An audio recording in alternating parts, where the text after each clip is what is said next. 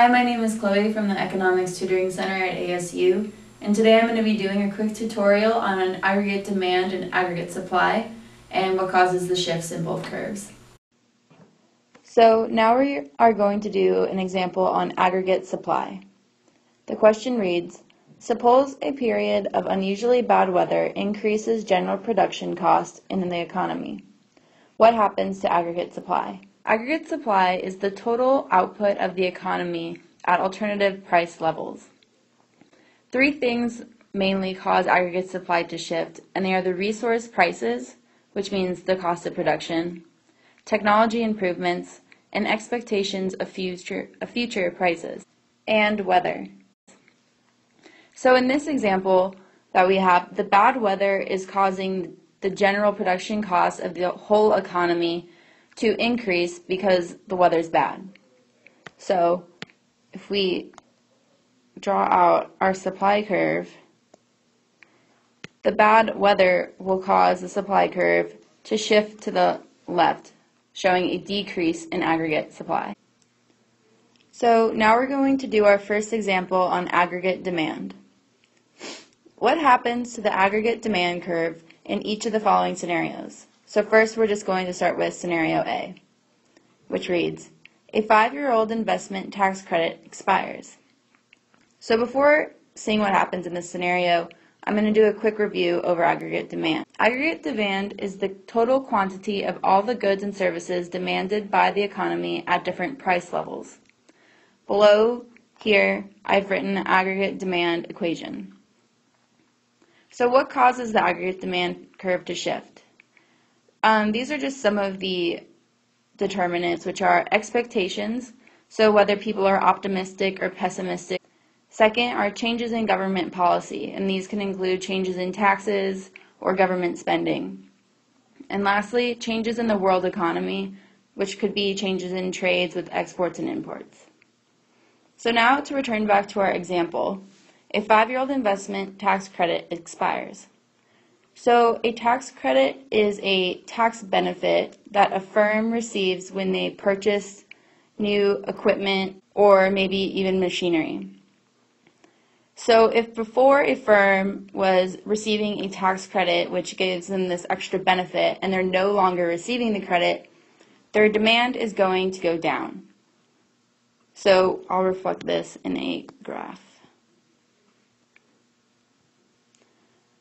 So our aggregate demand is going to drop, which means our curve will shift leftward. So why does this drop? So aggregate demand equals C plus I plus G plus NX. In this example, our investment is decreasing, so our aggregate demand curve is going to decrease as well, shifting to the left. The U.S. exchange rate falls. So when the U.S. exchange rate falls, the value of the dollar relative to other countries' currency goes down. This means that the U.S. products are now cheaper overseas, which means foreign countries will buy more U.S. goods. When the foreign countries buy more U.S. goods, our exports will increase. And the same goes, U.S. goods will be more desirable in the United States, so citizens will import less goods because they're going to buy domestically. So imports will decrease. So now I'm going to show this graphically. So given that exports are going to rise and imports fall, we know that aggregate demand is going to increase. So the curve will shift rightward.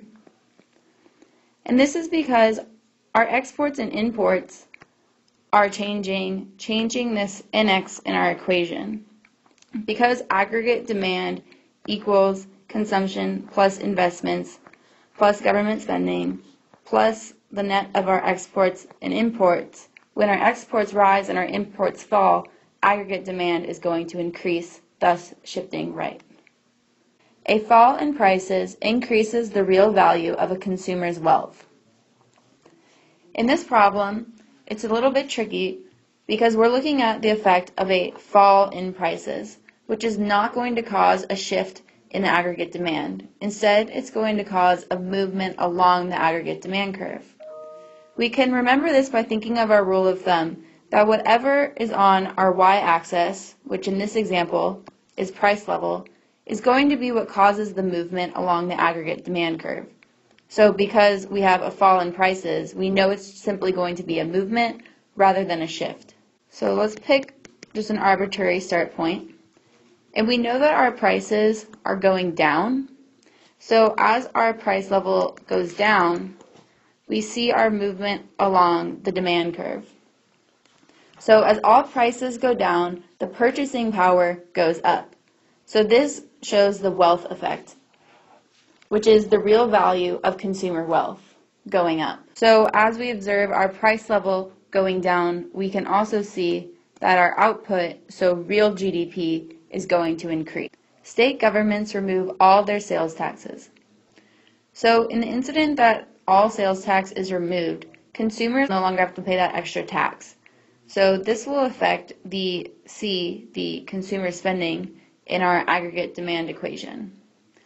So showing this graphically,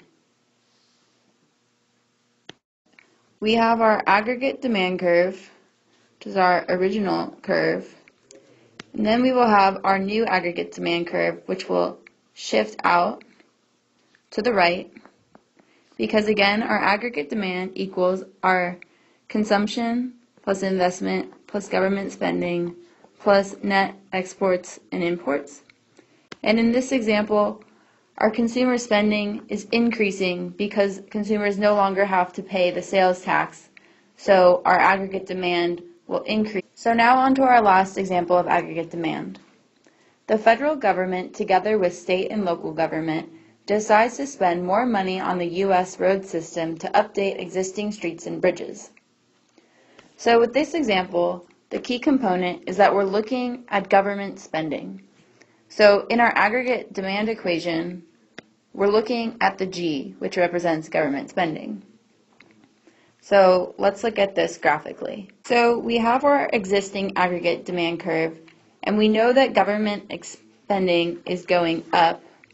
So our aggregate demand curve is going to shift right because aggregate demand is going to increase.